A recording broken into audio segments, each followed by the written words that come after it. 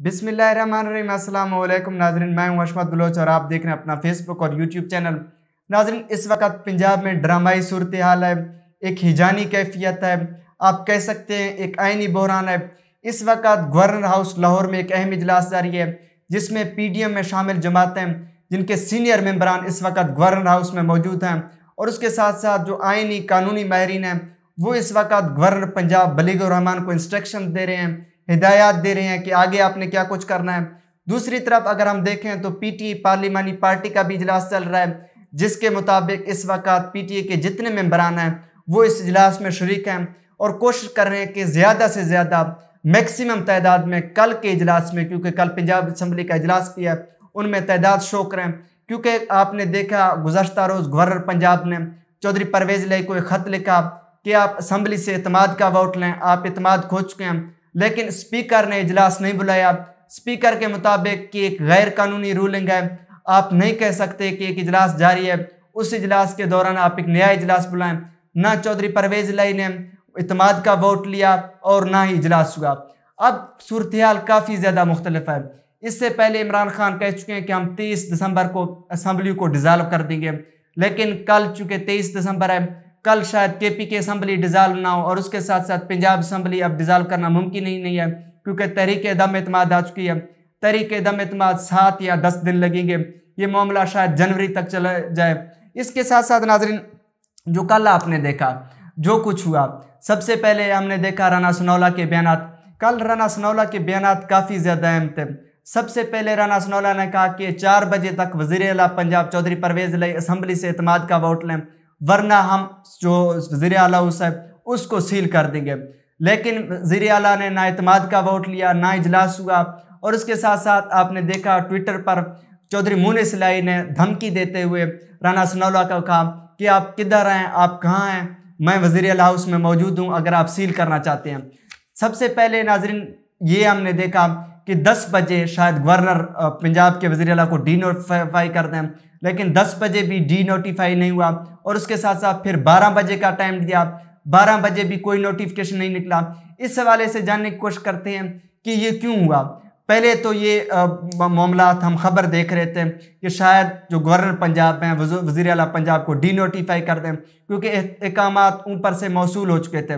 नवाज शरीफ ने भी यही कहा कि अगर इतमाद का चौधरी परवेज़ इलाही वोट नहीं लेते तो चौधरी परवेज़ इलाही को डीनोटिफाई कर दें।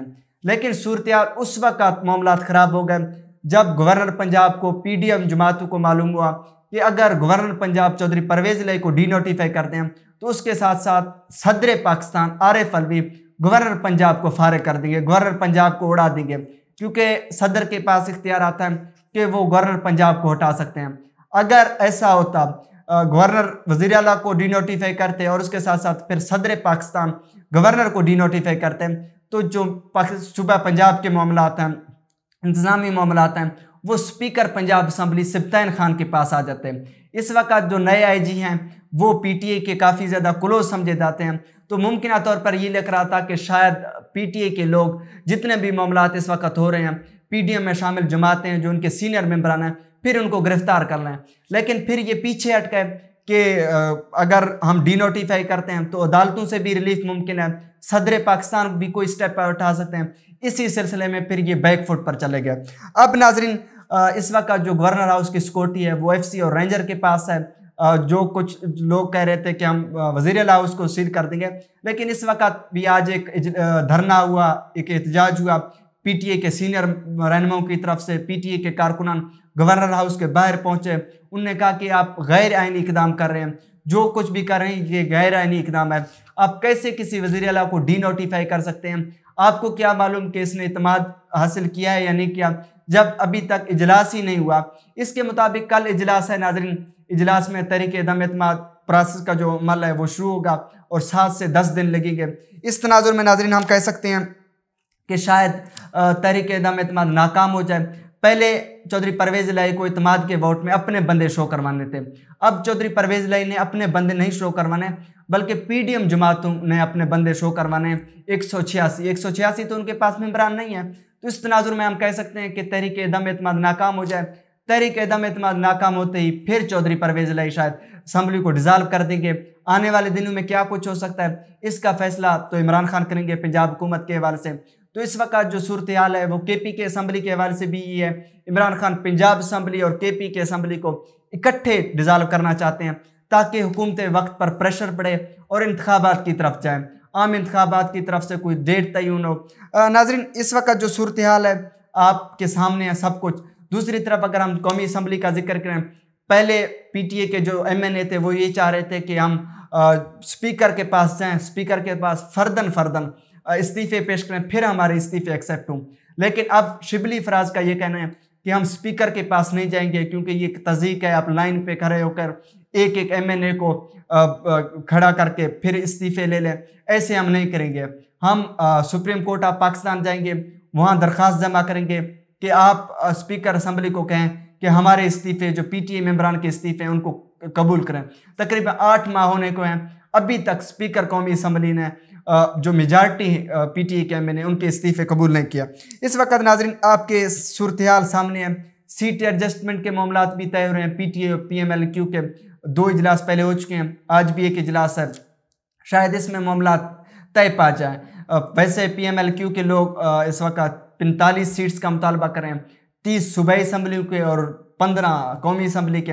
इतने सीट शायद पीटीए के लोग पीएमएलक्यू को न दें, बल्कि कुछ दरमियानी रास्ता निकाल रहे हैं, 15-20 सीट्स में मामला तय हो जाए। नाज़रीन, ये इस वक्त सूरत हाल है। अब देखना ये है कि कल क्या कुछ हो सकता है। एक तरफ तो डी नोटिफाई के हवाले से भी खबरें हैं, गवर्नर राज के हवाले से भी खबरें हैं, लेकिन मुमकिन तौर पर ऐसा कुछ नहीं होगा क्योंकि इस वक्त जो आईनी कानूनी माहिरीन हैं वो इस बात को जान चुके हैं कि अगर इस तरह का कदम हम उठाते भी हैं तो गैर कानूनी होगा, गैर आईनी होगा, अदालतों से रिलीफ मुमकिन है। बहरहाल ऐसा कुछ होता है तो ये तमाम तर मामला जो हैं अदालतों में चलेंगे, फिर कोई शायद दरमियानी रास्ता निकला है। इस वक्त परेशान कुन सूरत हाल ज़रूर है, एक आईनी बहरान ज़रूर है। एक तरफ गवर्नर किसी को डीनोटिफाई करना चाहते हैं, दूसरी तरफ सदर पाकिस्तान गवर्नर को हटाना चाहते हैं, फिर स्पीकर रूलिंग को गवर्नर पंजाब मुस्तरद कर देते हैं। ये तमाम तर सूरत हाल है। नाज़रीन, इंशाल्लाह नेक्स्ट व्लॉग में नाज़रीन मज़ीद मालूमात के साथ, मज़ीद इतलात के साथ आपकी खिदमत में हाजिर होंगे। फिल वक्त इतना ही, इजाज़त दीजिए, अल्लाह के पास।